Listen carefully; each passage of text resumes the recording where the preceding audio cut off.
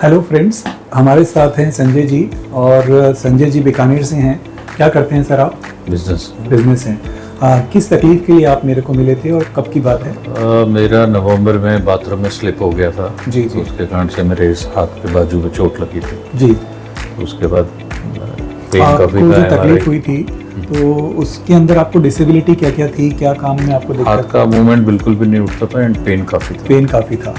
तो संजय जी का जो है रोटेटर कफ टियर यानी कंधे की जो मांसपेशी जो इस जॉइंट को चलाती है, जो इस हाथ को चलाती है, वो यहाँ से फट गई थी और चोट की वजह से, जिसकी वजह से उन्हें दिक्कत थी। तो संजय जी आपका क्या इलाज किया गया? और फिर आपने सर्जरी की जी, कुछ एंकर्स लगा करके उसको जी। रिपेयर किया जी जी। एंड उसके 1 महीने बाद से मुझे काफ़ी रिलीफ मिलने लगा और जी। रेगुलर फिजियोथेरेपी करने से मैं परफेक्टली ओके। यह परफेक्टली फाइन। पूरा हाथ का मूवमेंट होता है, इवन अब मैं स्विमिंग भी कर लेता हूँ अच्छा, और वेट वगैरह भी उठा लेता हूँ। Very comfortable. ओके।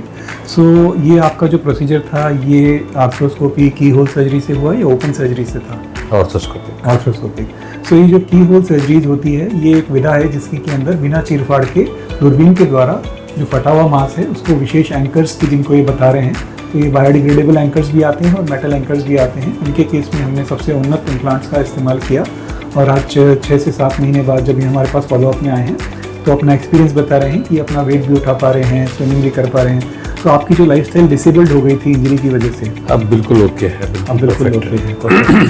तो जैसा मैं चाहता था, जैसे पहले थी, अब वैसे रूटीन लाइफ स्टार्ट हो गई है। देखिए, कई बार शोल्डर की इंजरीज को हमारे समाज में नेग्लेक्ट करने की परंपरा है, क्योंकि अपर लिम्ब की इंजरीज होती हैं तो लोग सोचते हैं काम चला लें, खींच लें। और कई बार ऐसा देखने में आया है कि जब इन इंजरीज को नेग्लेक्ट किया जाता है तो व्यक्ति का जो जॉइंट है वो भी खराब हो जाता है और जो टिश्यू है वो फट के इतना अंदर चला जाता है कि उसको रिपेयर करना भी मुश्किल हो जाता है। जो टिश्यू क्वालिटी है वो इतनी ख़राब हो जाती है कि वो रिपेयरेबल भी नहीं रहती है। तो संजय सर के केस में सबसे बड़ी बात ये थी कि इन्होंने टाइमली डिसीजन लिया कि हाँ, मुझे तकलीफ़ है, मुझे इसका इलाज कराना है।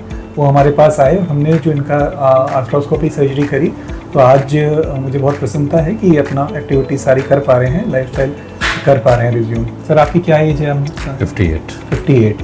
तो ये सर्जरी जो है यंग और ओल्ड दोनों में होती है, लेकिन प्रायकर ओल्ड एज इंडिविजुअल्स में इनकी तो चोट की वजह से हुई है, लेकिन डीजेनरेटिव चेयर्स यानी उम्र प्रमाणीय तकलीफ़ों की वजह से भी ये जो कंधे का मांस है ये फट सकता है। कई बार हड्डी बढ़ने की वजह से भी ऐसा मांस फट जाता है। तो उन लोगों में भी हम उस हड्डी का जो बढ़ा हुआ पार्ट होता है उसको शेव ऑफ करते हैं, सबएक्रोमियल डिकम्प्रेशन करते हैं, एक्रोमियोप्लास्टी करते हैं और उसके साथ ही साथ हम इसको रिपेयर भी करते हैं।